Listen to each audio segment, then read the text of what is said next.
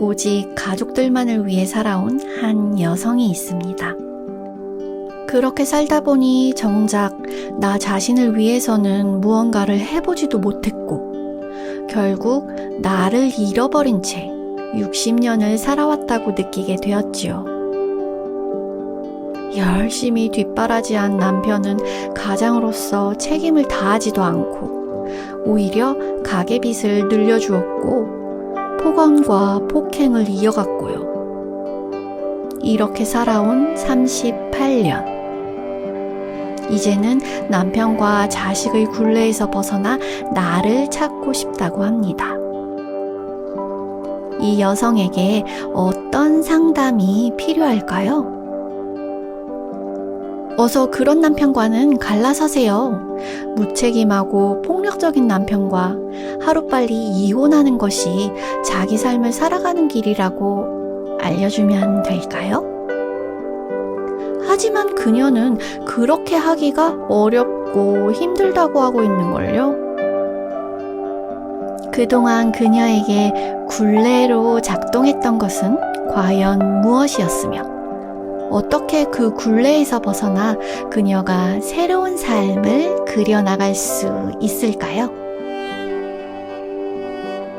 이렇게 내가 사는 게 힘들고 어렵다고 느낄 때 어떻게 하면 지금과 다른 삶을 살 수 있을지 고민될 때 나의 마음을 아는 것이 무엇보다도 필요합니다.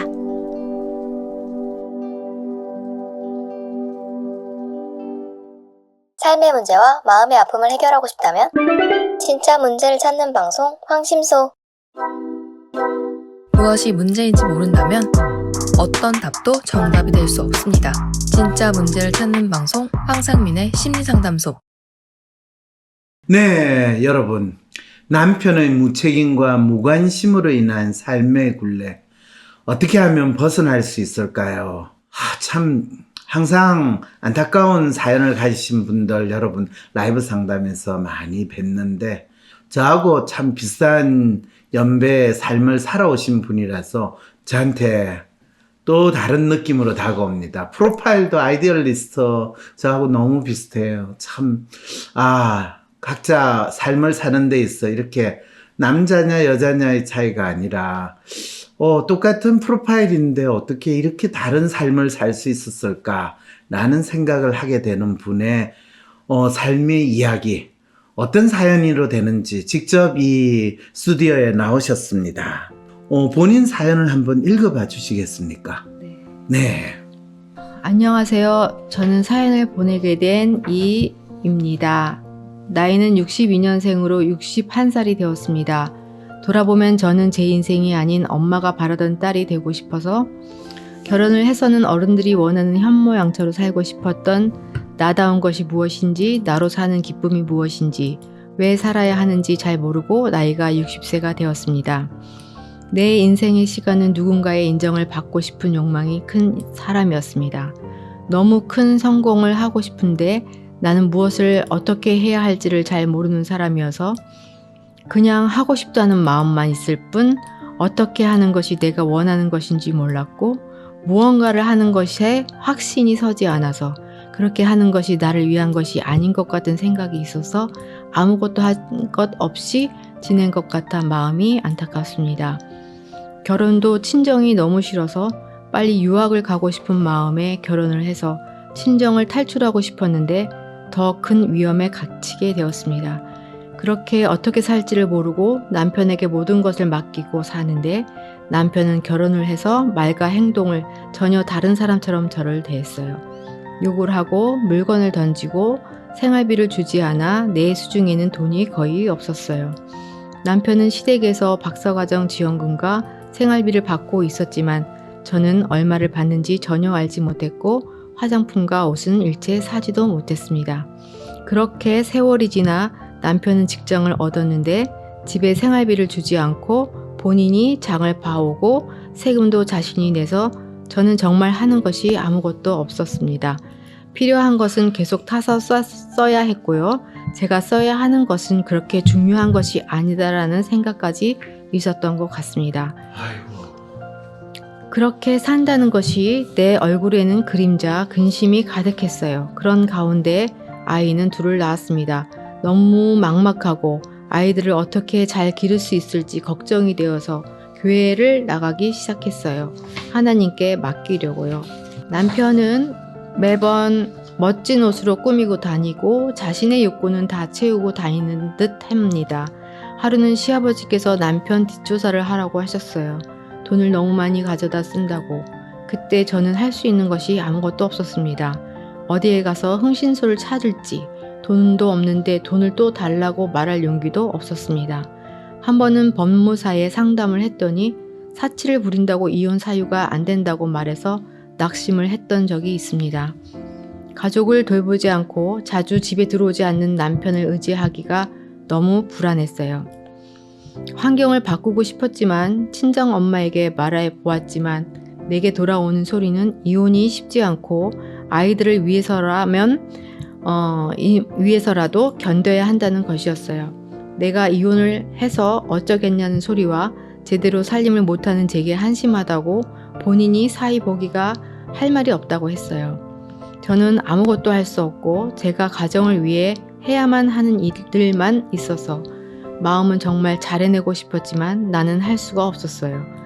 기운이 너무 없어서 아침에 일어나는 것이 정말 죽을 것 같았던 기억이 있습니다. 점점 남편의 폭언과 폭행은 심해지고 저와 아이들은 집이 더 이상 안전하지 않아 불안해서 견딜 수 없었습니다. 아이고, 진짜. 지금 이 정도 사연으로 지난 살아왔던 38년이라고 그러셨나요? 결혼 생활이? 37년? 잘 모르겠습니다. 생각해보고 싶지도 않다. 네. 결혼을 85년에 하셨고, 네. 지금이 2023년이니까 거의 37년 정도 되는 그 결혼 생활을 이렇게 표현을 해도 충분히 표현이 된다 싶으십니까? 네. 네. 네, 그 이야기만 해도 벌써 얼굴 눈가에 이슬이 맺히는 상황이신데, 지금 생각해보면 그냥 내가 이 남편하고 결혼 안 했으면 내 인생은 훨씬 달라졌을 텐데 라는 생각도 드시는 거죠. 그럼요. 진짜요? 네. 그냥 제 삶을 살았으면 어땠을까라는. 본인 결혼이- 삶이라는 건 어떤 건데요? 네, 제가 좋아하는 것들, 제가 잘하는 것을 좀. 본인이 좋아하는 거 잘하는 거를 하면서 살면 어땠을까? 네. 본인이 좋아하는 거 잘하는 건 어떤 건데요? 저는 어제 무용을 전공했기 때문에. 무용을 네, 전공해서? 네, 네. 그러게요, 네. 그러게요. 지금 아주 머리 색깔도 아주 예술적이신데 아마 젊었을 때는 진짜 너무너무 이쁘고 멋있었을 것 같은 생각이 드네요. 본인 혹시 젊은 시절에 사진을 보고 눈물을 흘린다든지 내 인생 완전히 어떻게 이렇게 달라졌나 이런 생각 해보신 적 있으세요? 저는 그런 거보다 그냥 제 삶이 네. 어떻게 하면 여기를 빠져나가고 어떻게 하면 잘 살 수 있을까에 더 많이 고민하고. 그래. 네. 본인이 어떻게 하면 여기를 빠져나가서 잘 살 수 있을까? 여기 빠져나가기만 하면 내가 잘 살 수 있을 텐데 이런 생각이나 믿음을 계속 가지고 계셨다는 거네요. 그것보다는 반대로 네. 이렇게 살면은 결국은 내 삶이 실패할 거라는 생각. 우리 남편의 이런 생각대로 따라가면 우리는 거지가 될 텐데라는 어떤 두려움. 그런 게 굉장히 많았고. 남편이 하자는 대로 네. 살면 우리가 거지가 될 네. 텐데 라는 생각이 네. 있으시고. 네. 그런데 꾸역꾸역 37년을 지내셨네요. 네, 네. 이게 아닌데 하면서. 네. 그렇군요. 그런데 내가 그러면 원하는 삶은 이런 건데 라는 생각은 못 해보고 네, 그쵸. 지금 있는 삶에서 벗어나기만 하면 내가 나아질 것 같고 네. 근데 벗어나지는 못하니까 지금 있는 이 굴레에 계속 있기만 하면 더 나락으로 떨어지고 더 거지가 될 테고 네. 삶에 희망이 없다. 이 마음으로 사셨다는 거네요. 네. 그리고 그 와중에 교회에 하나님한테 모든 걸 맡기겠다라고 한 거는 언제적 이야기인가요? 결혼하고 나서 몇 년쯤 지났을까요? 저희가 둘째 아이를 낳고 나서, 네. 그러니까 결혼 생활을 한 3년을 하고 나니까, 네. 애 둘이 생긴 거예요? 네, 그러니까 너무 암담하더라고요.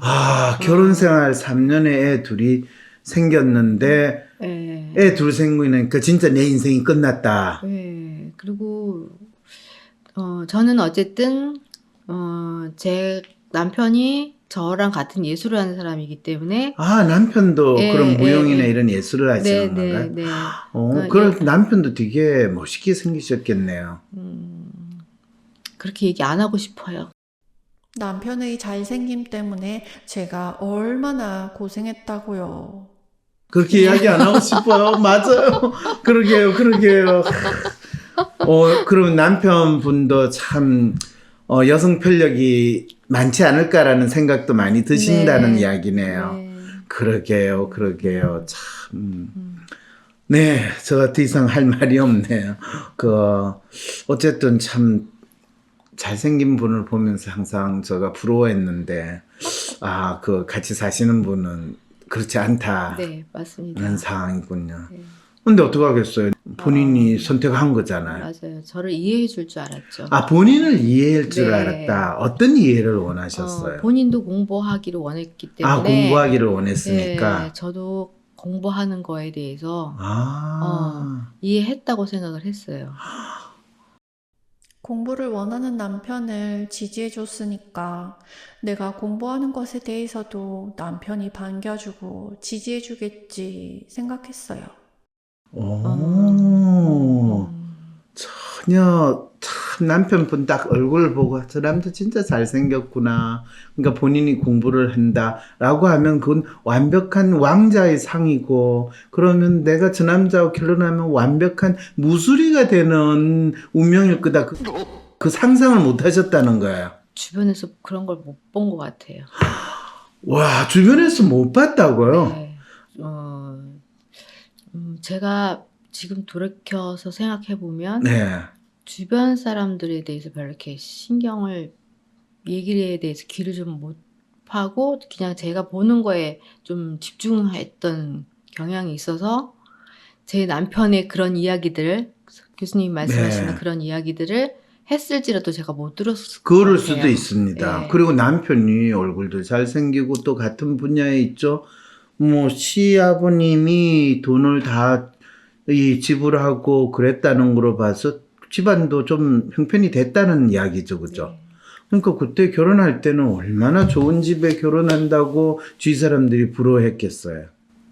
그러게요. 그거를 알아차리는데 그게 결코 좋은 데가 아니다라는 걸 알아차리는 건 애 둘을 낳고 결혼 생활 3년이 되니까 완전히 막말리 얘기하면 빛 좋은 개살구다. 그걸 그대로 느끼셨죠. 네. 근데 그걸 느꼈으면 나는 도저히 이 생활 할 수 없다.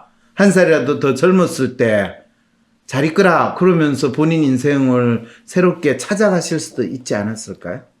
그러니까요. 근데 그때 당시에는 제가 뭔가를 혼자 결정한다는 게 되게 어려웠고요. 그래서 저희는 어쨌든 친구나 언니나 이모 이렇게 주변에 없어서 네. 그냥 엄마하고만 이제 얘기를 하는데 엄마는 결코 결정하는데 도움이 되는 분이 아닙니다. 근데, 어떤 일이든지 간에. 근데 그걸 저는 몰랐고 제가 유일하게 얘기할 수 있는 데가 엄마라고 엄마밖에 생각했어요. 없었어요. 그러니까 어머니가 뭐라고 그래. 힘들어도 참고 살아라. 그렇죠. 그래도 그 집안이 그 정도면 얼마나 너가 시집 잘 갔는데. 그런 것까지는 내색은 말씀은 안 저한테 안 하시고. 하셨지만 어쨌든 결혼이라는 게 좀 그런 거다. 그렇죠. 어머니는 연세도 있으시고 당연하죠. 그때만 하더라도 이혼하면 그냥 인생 끝났다 생각하는 그렇게 생각하니까. 그런데 교회를 나가면서 하나님은 구원해 주셨던가요? 전 그것도 좀 회의적이에요. 회의적이에요? 네, 그러니까 물론 뭐든 하신 거에 대해 다 이렇게 회의를 하시면 어떡하십니까? 그러니까요. 그게 그래도 뭔가 그 하나님에 대해서는 네. 하나님에 대해서만큼은 제가 회의적이지는 않지만 네. 어쨌든 그런 사람들이 모이는 교회라는 것에 교회를 대해서 간 거는 본인이 이혼을 더욱더 못하는 족쇄를 본인한테 채우신 맞아요. 그 길을 가셨는데. 네, 그래서 그게 더 마음이 많이 아파요. 아. 더 많이 참아야 되고 그럼요. 더 많이 기도를 해야 되고 그럼요. 네.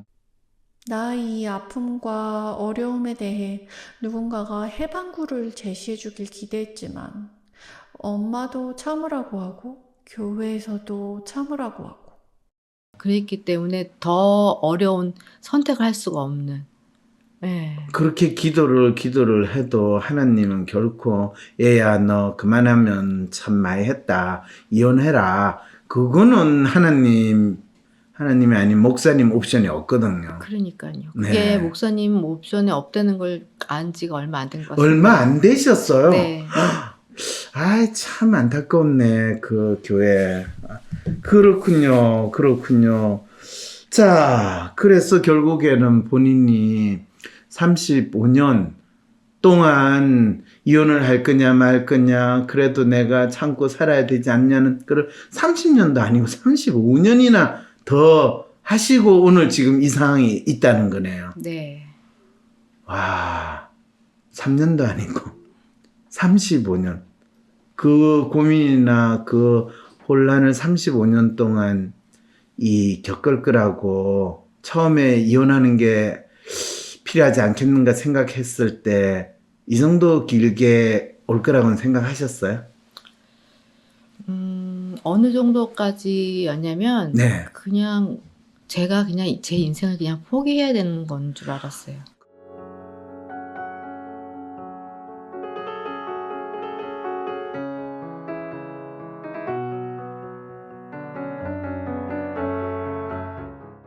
그렇군요. 네. 그러니까 그때부터 이 교회에 가면서 그래, 내 인생은 지금 이번 생은 포기하고 망했다. 그 다음에 망했다. 그렇죠. 이번 생은 망했다. 그냥 교회 열심히 가가지고 내가 죽은 다음에 이 천당이나 갈 거나 기대하자. 이러면서 열심히 교회를 가시면서 35년을 지내셨다라는 말씀을 지금 하시는 거네요. 그렇죠. 그러면 뭐 앞으로 몇 년 정도 더 사실 거라는 생각은 하세요? 그건 모르죠. 앞으로도 계속 참고 살아보는 거죠. 모르죠. 네. 모르죠. 아, 그러면 제가 다시 질문을 드리면 결혼한 지 3년이 지났을 때 내가 35년 동안 이 징글징글한 결혼 생활 앞으로 35년 동안 더 하게 될 거다 라는 이야기를 그때는 뭐 황모 씨한테가 상담은 못 받았겠지만 누군가 영한 사람을 만나서 해봤더니 야, 네 팔자에 나 앞으로 그 결혼 생활을 최소한 35년은 더 하게 돼 라는 이야기를 들었던 그때 본인 나이가 뭐 결혼했을 때 본인이 23살? 그렇죠. 대학교 졸업하자마자 뭐 유학 간다고 했으니까 23살이었어요. 23살이나 24살? 그렇죠. 그쯤일 겁니다. 예. 그럴 때 26살 때 본인한테 누가 이야기를 했으면 본인 한번 상상해보세요. 그때 누가 그런 소리를 했으면 본인 어떻게 했을 것 같습니까? 그때는 누가 얘기해도 뭐 안 들었을 것 같아요. 그런 일은 없다. 그렇죠. 뭐 그런 일이 없다는 건 무슨 일이 없다는 거야. 내가 지난 3년 동안 살았던 힘든 거는 시간이 지나면 더 좋아질 거고 내가 잘 살 거다라는 생각이셨나요? 아니면 내가 설마 35년이나 이 결혼 생활을 계속해? 내가 아마 앞으로 3년이나 4년 정도 지나면 당연히 이혼하겠지. 어느 쪽일까요? 전자였던 것 같아요. 이만큼 힘들었으면 됐지. 에이, 설마 제가 35년 동안 더 이러고 산다고요? 에이, 시간이 지나면 힘든 건 좋아질 거고 볕들 날도 있을 거예요. 아, 그래도 네. 35년을 계속 결혼 생활을 해나갈 거다. 네. 오, 그게 저도 잘 이해가 안 가요. 사실 저한테. 이해가 안 간다는 말은 무슨 말인가요? 그걸 그렇게 원하지 않았지만 네. 그걸 해야 된다고 생각했던 게 제가 지금 이해가 안 돼요. 그쵸 지금 그런데 그때는 26살 때 앞으로 결혼 생활을 최소한 지금과 같은 결혼 생활을 35년을 더 해 나갈 거다.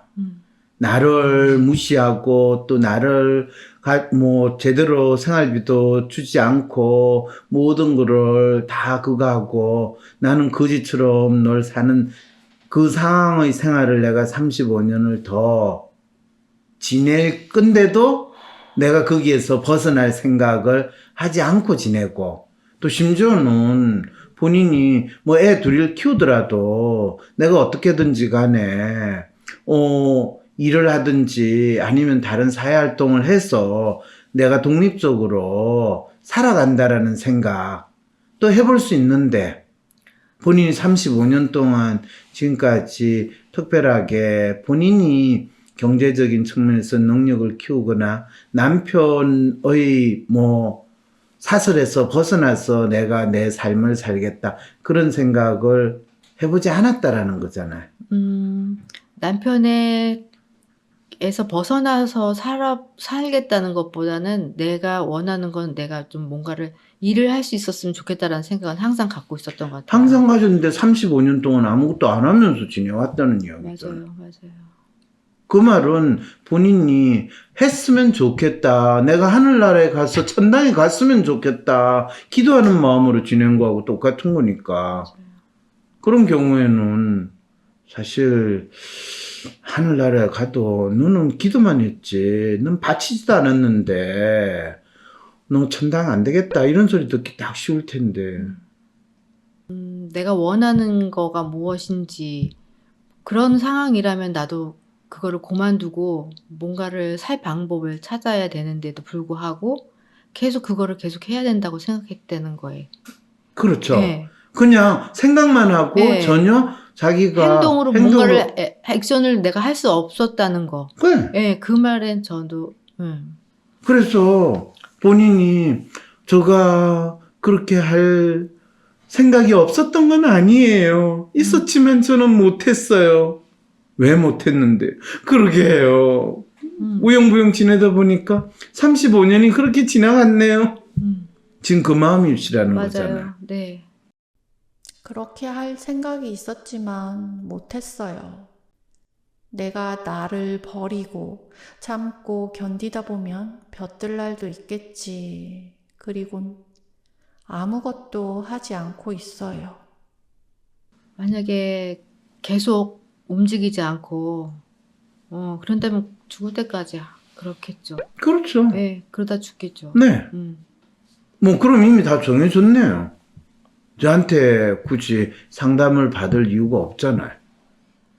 근데 지금 앞으로도 계속 그렇게 하겠다는 뜻은 아닌데요, 교수님. 그렇게 하겠다라는 뜻이 아니라고 하시지만은 네. 실제로 본인은 그렇게 하시고 계시잖아요. 지금은 그래도 제가 많이 바뀌었는데요. 많이 바뀌었다. 네. 어떻게 많이 바뀌셨어요? 일단 제가 하고 싶은 것이 무엇인지 좀 알고 또 그것을 위해서 또 바꿨어요. 생활 반경을 또 바꾸고. 자, 그게 이제 그 다음 계속 있는 사연의 내용이시죠. 네. 한번 그걸 읽어보시겠습니까? 네. 제가 이 사연을 보내게 된 이유는 이런 삶을 살다 보니 남편은 돈을 못 버는 것이 아님에도 불구하고 계속해서 빚이 쌓여가서 이 빚을 저보고 집을 팔아서 갚자고 몇 년을 괴롭히는 겁니다. 들여다보니 정확하게 기억이 안 나지만 빚을 갚을 수 없는 액수여서 저보고 친정 가서 빌려오라고까지 해서 마음이 너무 힘들었습니다. 이제 저희 남편은 올 여름이면 직장도 퇴직입니다. 한동안 생활비를 안 주다가 다시 주기 시작했어요. 그러는 동안 저는 남편 명의로 된 집을 팔아서 집 담보 대출인 남편 빚은 다 갚고 내 명의로 조그마한 서울에 집을 마련했는데 친정어머니가 1억 4천 정도 주시고 나머지는 집 담보 대출로 집을 샀어요. 그럼 남편 빚은 이제 다 갚은 거네요. 남편이 저희 집 담보 대출로 한 빚만 갚은 거고요. 네. 남편이 사적으로 또 둔 예, 빚은 얼마인지도 모르고 네, 그러니까 제가 기억을 못해요.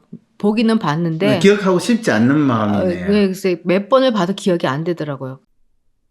그 빚이 얼마인지 기억하고 싶지도 않아요. 그냥 덮어놓고 안 보고 싶어요.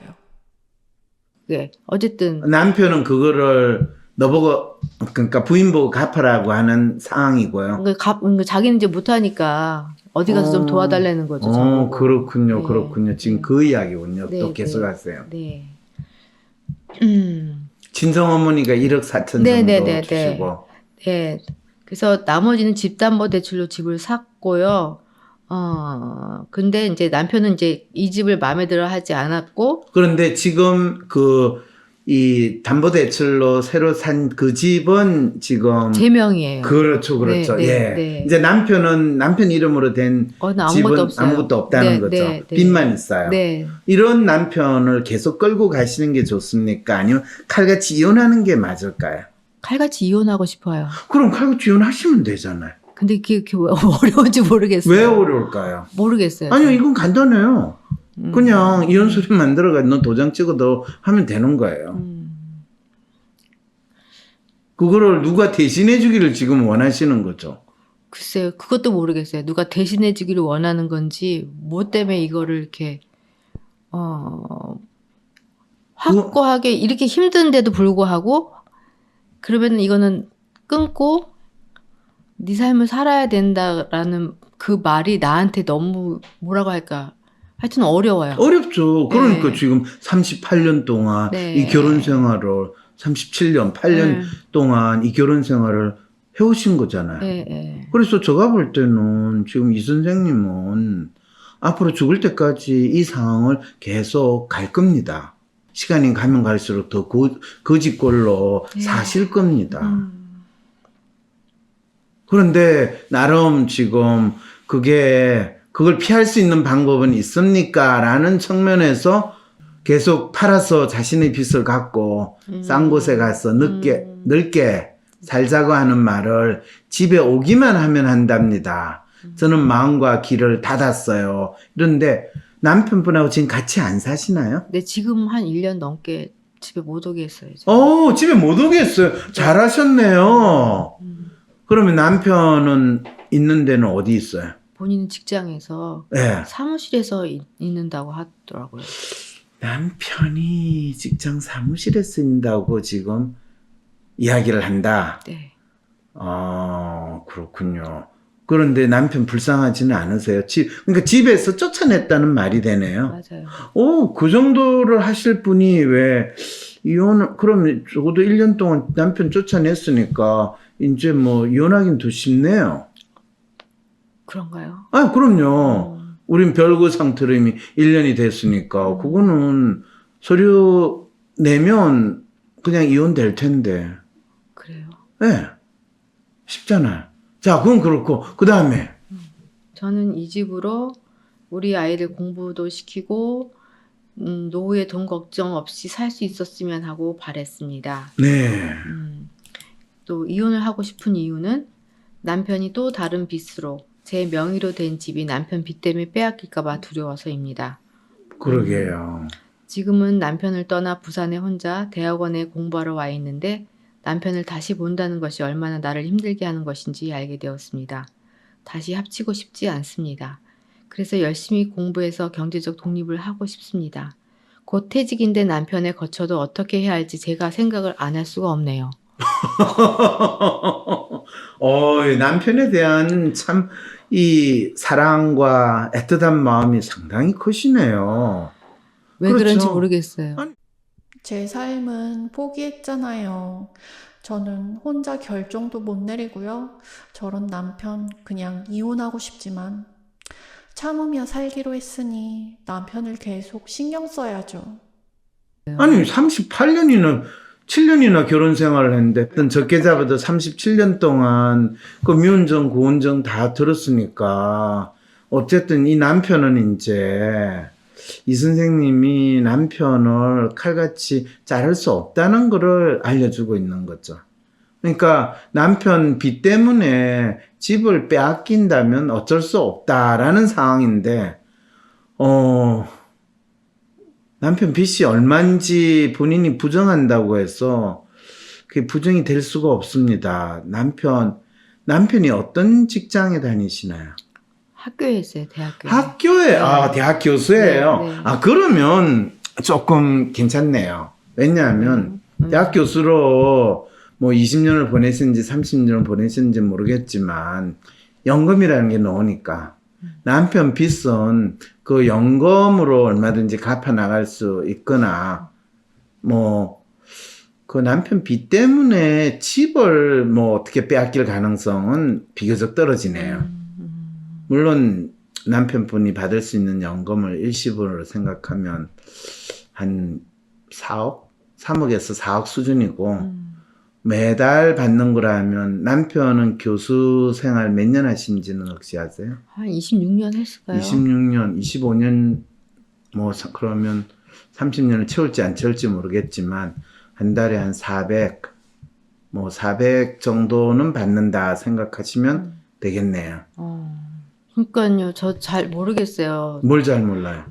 왜 내가 돈 때문에 사실은 돈도 되게 중요하잖아요. 중요하죠. 네, 그래서 말씀은 지금 본인이 좋아하고 하고 싶은 걸 하고 싶다고 하지만 그거는 머릿속으로 스스로를 달래고 위안하기 위해서 하는 이야기고 본인은 그냥 내가 죽었다 생각하고 그냥 남편이든 시댁의 도움을 받아서 살자. 근데 시아버님, 시부모님 아직 살아 계세요? 아니요. 돌아가셨어요? 네네네. 그러면 시댁 재산 정리가 다 끝났다는 이야기예요? 네네. 그럼 그걸 남편이 다 재산을 좀 받았을 거 아니에요? 네, 그리고 또 땅 같은 게 아직까지 뭐 조금이지만 어쨌든 있나 봐요. 그래서 그것들을 이제 나중에는 뭐 팔아서 어떻게 하겠죠. 뭐 그러면 뭐 완전히 거지가 될 가능성은 뭐 남편이 은퇴를 하시고 또 어떻게 생각할지 모르지만은 본인이 걱정할 만큼 거지가 된다라는 이 두려움을 안 가지셔도 될 것 같습니다. 네. 기본적으로 남편의 거치는 남편이 퇴직해서 본인이 연금으로 알아서 찾으실 거니까 걱정 안 하셔도 될 겁니다. 남편의 빚을 갚기 위해 내 집을 팔아야 하는 걸까? 그 걱정은 하지 않아도 되는 거구나. 그런데 근데 이 말에는 사실 그 아이들하고 연결되어 있는 제 마음이 있어요. 어떤 마음요? 저는 어쨌든 남편에 대해서 이렇게 힘들어하고 아이들도 다 봤기 때문에 엄마가 아빠 안 만나는 거는 자기네들도 맞다고 생각을 하지만 네. 아빠가 힘들어하고 자기네들한테 손을 벌렸을 때는 자기네들이 그거를 뒷바라지를 할 생각을 하고 있는 게 물론 그건 자신 너무나 훌륭한 생각이네요. 자신의 이야기지만 저는 애들이 너무 힘들 것 같은 생각이 들었어요. 무슨 소리예요? 애들이 제가- 지가 아빠를 부양해 줄 능력이 되니까 부양하겠다고 그러지. 뭐 애들이 지 먹고 살기 힘들면 그런 이야기 하겠어요? 제가 볼 땐 지 먹고 살기도 힘든 것 같은데. 애가 몇 명이라고요, 아까? 3명이요. 직장 생활 하고 있어요? 아니요. 아니에요? 네. 뭐 사업한다고 막 여기저기 막 사업한다고 다니는 백수. 네. 다 돈을 못 버는 어쨌든 지의 앞가림 뭐 결혼은 당연히 안 했고요. 했고, 월세에다 자기 용돈 벌이 정도. 집을 나가가지고 월세를 살고 있어요? 걔네들은 작은 아이 같은 경우는 20살부터 집을 나갔고요. 네. 35살 된 아들도 뭐 왔다 갔다 하면서 어쨌든 걔도 집에 거의 없었죠. 그러니까 애들은 독립적으로 좀 각자 사는 거는 지 마음대로 사는 상황이네요. 네, 그렇죠. 그런데 어쨌든 번듯한 직업 또는 뚜렷한 직업을 가진 상황은 아니었고 네. 다 대학은 졸업은 했나요? 아니요. 대학도 졸업 안 네, 하고 네. 그런데 아이들을 제가 어쨌든 공부를 시키고 싶어 했는데, 네. 어쨌든 남편이 너무 집에 와서 맨날 돈 가지고 너무 힘들어하고 우리한테 줄 돈이 없다고 맨날 그러니까. 대학 교수인데. 네, 그러니까 애들이 그냥 자기가 돈을 벌어서 자기가 살아야 되겠구나. 그래, 음. 내 애들이 어린 시절부터 중학교, 고등학교 다닐 때부터 독립심이 아주 잘 키워졌네요. 가슴 아프죠. 그렇게 키웠음에도 불구하고 자식은 엄마가 아빠를 저렇게 쫓아낸 상황이 되면 그래도 우리가 아빠가 힘들다고 도와달라고 하면 도와줘야 되지 않겠는가 이 생각을 한다고요. 네, 하나이가. 하나이가 네. 얘야, 네 아빠는 도와달라고 하지만 사실은 한 달에 거의 400만 원씩 연금을 아마 일시불로는 안 받을 테고 죽을 때까지 받을 텐데 누가 누구를 도와준다고? 그러니까요. 이런 이야기를 혹시 해보셨어요? 아니요, 못 해봤어요. 그런 이야기 안 해보셨어요? 네. 그렇죠. 저도 그런 생각까지는 못 했던 것 같아요. 그냥 남편에 대해서도 빚이나 집안 경제에 대해서도 다 알고 싶지 않았어요. 그런 생각을 못 했어요. 네. 시댁이 부자였다라는 게 참 안타깝네요. 부자인데다가 이 남편분이 상당히 한량기가 기본적으로 있으시고 뭐 이런 모든 특성에서 남편분은 참 나름대로 인생을 즐겁게 사시고 참 행복하게 사신 분이네요. 네, 여한이 없다고는 하더라고요. 아, 그러실 것 같아요. 그러니까 이런 참 멋진 부인을 만나서 37년 동안 결혼 생활하고 대학 교수로서 20년 이상 또 지내셨고 그러면 뭐 누구한테도 특별히 한이 없으실 테니까 본인이 알아서 거처도 구해요 라고 한다 하더라도 별로 그렇게 크게 그거 안 하실 거예요. 그럼 이제 이 질문에 대해서는 정리가 됐죠. 네. 본인이 애들이 철이 없어가지고 지 아빠를 불쌍하게 생각하는 거는 네 앞가림이나 잘하고 살아라. 그리고 어차피 지 먹고 살기 힘들면 아버지한테 지가 도와주고 싶어도 지가 돈이 없으니까 뭐 아마 아버지가 자식 도와주게 될 겁니다. 그건 또 별로 걱정할 필요가 없었어요. 네. 이제 정리되셨죠? 네. 그러면 이 선생님이 어떻게 먹고 살아야 될 건가를 네. 고민해야 되는 거죠. 네. 본인은 뭐 친정 부모님은 다 돌아가셨나요? 아니요, 친정 어머님은 아직 계세요. 친정 어머님이 그럼 돌아가시면 본인한테 유산을 좀 남겨줄 가능성이 있나요? 제가 볼 때는 없을 것 같아요. 그 형제는 어떻게 저희 됐어요? 삼형제인데, 삼형제인데. 제가 딸이고 밑에 남동생 둘인데, 네, 제가 느끼기에 어머니가 직접 저한테 얘기한 건 아니지만, 그렇죠. 제가 느끼기에는 아들들을 엄청 짝사랑하고 계시거든요. 그러시겠죠. 네. 그러면 밑에 두 남동생은 자기 앞가림을 하면서 사시는 분들인가요? 네. 아이고, 그러면 뭐 충분히. 음. 그러면 부모님이 돌아가셔도 뭐 크게 재산 가지고 그거 할 필요 없이 3분의 1로 잘 나누시겠네요. 그래요? 그렇잖아요. 뭐 미리 알아서 자식들한테 챙겨는 주실 수는 있겠는데 어머님의 말씀으로는 챙겨주더라도 그래도 당신이 언제까지 살지 모르기 때문에 최소한 남기고 아마 돌아가실 겁니다. 유산을 자식이 기대하는 건 참 웃기긴 하지만 그래도 뭐 부정은 할 수 없으니까. 네. 그래서 부모님이 돌아가실 때까지 쓰실 만큼 다 쓰시고 뭐 본인한테 빚을 남겨주시는 정도는 아닐 테니까 네. 그거는 참 감사하게 생각하면 되겠네요. 네. 자, 그래서 그까지 다 고려한다면 네. 계속해서 집에 안 왔으면 하는데 한편으로는 마음이 안 좋습니다.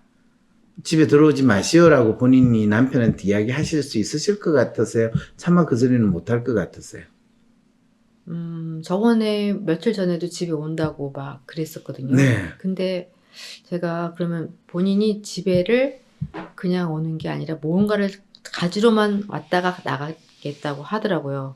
그래요? 네. 그래서 제가 그러면 제가 있는 날에 들어와서 그걸 찾아서 가지고 나가세요라고 했거든요. 네. 그랬더니 나가라고 했다고 되게 화를 내면서 서운해 하더라고요. 그렇군요. 그렇군요. 그래서 지금 교수님 말씀하시는 것처럼 내가 딱 그 얘기를 할 수 있을까? 그러게요. 뭐 그 부분에 있어서는 본인한테 달린 거네요. 그래서 이런 상황에서 이혼이 맞다면 어떻게 해야 하는지 알고 싶습니다. 어떻게 하겠뇨. 남편 보고 집에 들어오지 말고 이혼 도장 찍어달라라고 이야기하면 되는 거고. 그랬을 때 서로 합의해서 이혼하는 경우, 이제 선생님 같은 경우 황혼 이혼이 되는 거잖아요. 네. 자, 그럴 때 이제 황혼 이혼은 선생님이 남편한테 뭘 기대하느냐, 남편이 선생님한테 뭘 기대하느냐, 이제 이 문제가 되거든요. 그럴 때 선생님 지금 집을 더 이상 네가 타치하지 말고 나는 당신 연금은 타치 안 하겠다. 그러면 이혼이 깨끗하게 정리가 되는 거죠. 적어도 재산과 관련해서는. 이렇게 생각해 보신 적은 있으세요? 네.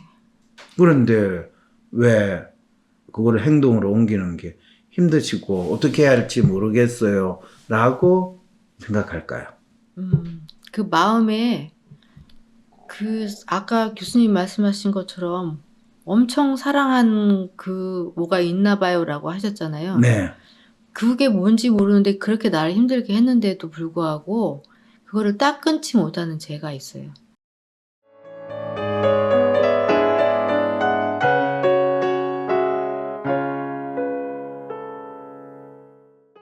누구에게도 말 못할 나의 고민, 누구도 들어주지 않을 것 같은 나의 고민, 나의 문제와 마음의 아픔에 대해 무조건적인 지지와 위로를 받고 싶은데 내가 지금 겪는 문제를 속 시원히 해결하는 방법 어디서 얻을 수 있을까? 나의 삶의 문제와 마음의 아픔에 대해 누군가에게 이야기하고 싶고 또 아무것도 나에게 모르는 그 사람이 나의 마음의 아픔에 대한 이야기를 들어주고 또 나의 마음을 정리라도 해주면 좋을 텐데 하지만 상담을 받기에는 너무 경제적으로 부담이 되고 어디에서 믿고 나의 마음의 아픔을 무작정 털어놓기에는 불안하기만 하다면 안심하고 신청하세요. WPI 심리상담 코칭센터에서 사회공헌을 목적으로 제공하는 무료 상담을 받을 수 있는 기회.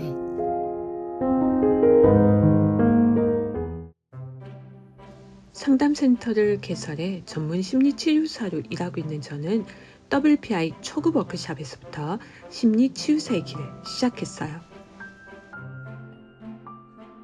마음 약방이 시작된 것은 WPI 초급 워크숍에서부터 마음 읽기를 배우고 제 마음을 읽으면서부터였어요. 우와, 그럼 저도 전문 심리치유사가 돼서 심리상담과 심리치유, 코칭 활동을 할 수 있나요? 그럼요. 저도 제 마음을 읽고 저를 다양하게 표현하는 작가가 될 수 있나요? 아, 그럼요. 저는 그냥 제 자신과 다른 사람들의 마음이 뭔지 알고 싶은데. 그럼요. 할 수 있어요. 바로 WPI 초급 워크숍에서. 나와 주변 사람들의 성격과 마음을 읽고 다양한 삶의 어려움을 해소하는 비법을 알고 싶으시다면 지금 바로 WPI 초급 워크숍에서 마음 읽기 첫걸음을 시작해보세요. 우와, WPI 창시자이자 대한민국 대표 심리치료사 황상민 박사님께서 가르쳐 주신다고요? 네, 그렇습니다. WPI 초급 워크숍은 WPI 프로파일, 자기평가에 대해 구체적으로 배울 수 있습니다. 또한 멘토들의 지도로 자신의 프로파일을 해석받을 수 있고 황상민 박사님께서 직접 해주시는 간단한 1대1 원포인트 레슨까지 받을 수 있답니다. 지금 삶이 막막하고 힘들게 느껴지시나요? 낯선 사람들과 함께 공부하는 것이 힘들게 느껴지는 분들이더라도 개인 상담을 받듯이 WPI 초급 워크숍에 참여해보는 건 어떨까요? 온라인으로 참여한 다른 사람들과 함께 각기 다른 사람들의 마음을 부담 없이 편하게 읽는 시간을 가지며 자신의 마음의 아픔 그리고 삶의 어려움을 해결할 수 있는 방법을 얻으실 수 있습니다. 초급 워크샵 수료 이후 심리상담, 심리치유 전문가가 되는 임상수련을 받고 싶으신 분들은 WPI 전문가 과정에 지원해 자신의 꿈을 실현해 나갈 수 있습니다. 마음을 읽고 내 삶을 새롭게 만들어 나가는 첫걸음, WPI 초급 워크샵 지금 바로 신청하세요.